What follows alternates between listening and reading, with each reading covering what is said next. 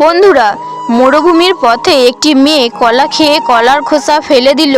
ঠিক সেই রাস্তা দিয়ে একটি লোক ডিম ভর্তি গাড়ি নিয়ে যাচ্ছিল। তার গাড়ির চাকাটি সেই কলার খোসায় পিছলে সমস্ত ডিম ভেঙে যায়, শুধু একটি ডিম বাদে। সেই ডিম থেকে পরে একটি ছোট্ট মুরগির ছানা জন্মায়। রোদের তাপে ছানাটি খুব কষ্ট পেতে থাকে, ক্ষুধায় ছটফট করতে থাকে। সেইখান দিয়ে যাচ্ছিল এক টিয়া। টিয়া তাকে দেখে সমুদ্র থেকে জল এনে তার গায়ে ঢালে ও তার জন্য খাবার নিয়ে আসে।